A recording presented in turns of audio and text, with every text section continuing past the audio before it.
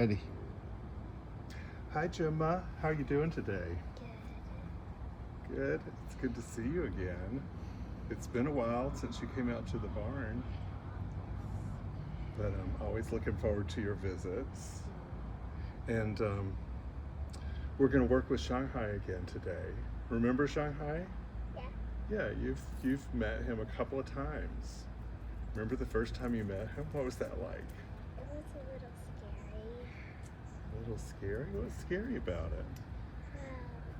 I was sort of worried that he would kick me. Worried that he would kick you. Or did we talk about that?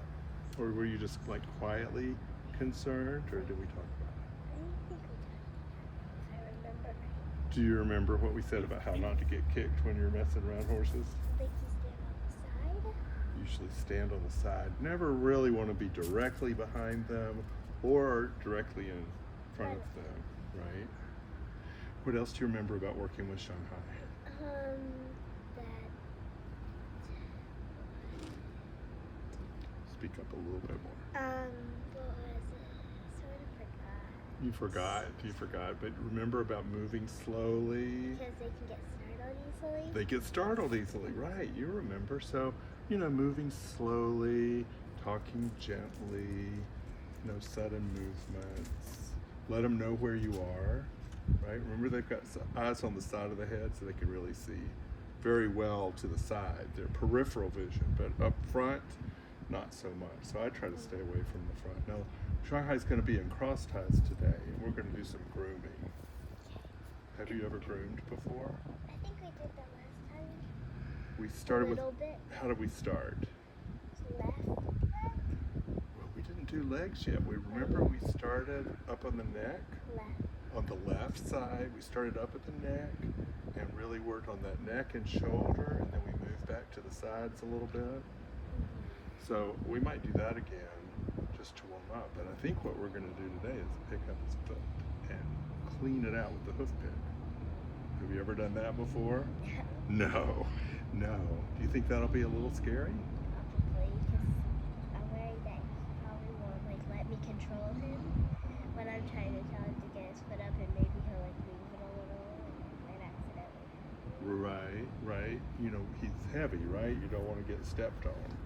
But you're kind of prepared for this too, because I noticed you've got your boots on, your barn boots, and you've got your helmet. So, part of not being afraid is being prepared, right? So you're prepared with your equipment.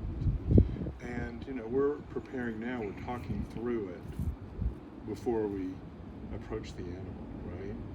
Because it's a big animal, and with horses, you show respect by, being calm. Even if you're a little bit afraid, sometimes you just move into the situation with confidence, and that helps the horse settle. Have you ever been in other situations where you had to sort of act confident even if you weren't necessarily 100% sure inside? Yeah. At school, there was one person who was sort of bullying me, and it was a little hard to tell him to stop. A little hard to tell him to stop. But did you? Yeah. How did you prepare for that? Did you? It sort of took a few days for me to really get the confidence to do it. Right. You sort of had to think about it and Do it when. I know sometimes we talk about, is this a big deal or is it a little deal? Is it something I should let slide or something I should confront? I mean, that's something that we think about all of our lives. It's not just a kid thing. Should this be a big deal or a little deal? But yeah, you know what it feels like to be brave. And when you're brave, it always means you're a little bit scared inside. That is just how people are. Everybody in some situations gets a little scared inside. But we prepare, and we just are brave sometimes. It's a good thing to develop. You get braver and braver the more you practice. All right, let's go pick up that foot. I'm going to, first of all, show you how it's done. And then you're going to do it. Okay. It might not happen the first time, but I bet it's gonna happen. He's pretty good at picking up his feet, and it's an important part of daily care. He can't pick out his own foot. What do you think the problem would be?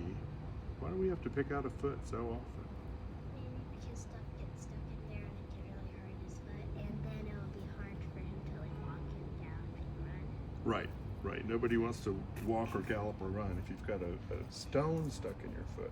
Now, the hoof, it's sort of shaped like an oval, and it's got a blue horseshoe around the edge. You don't have to worry about the horseshoe, that's made out of metal. But the inside, there's a triangle that's called the frog. Can you believe it? It's the frog. The frog is the only part that's a little bit sensitive.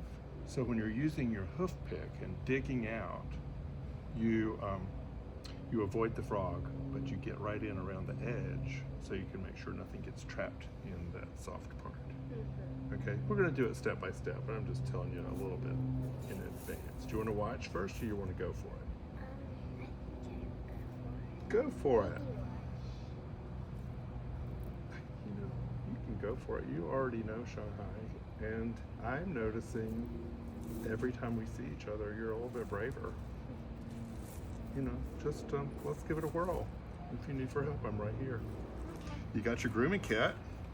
You want to brush a little bit first? Okay. All right. Okay. Stop.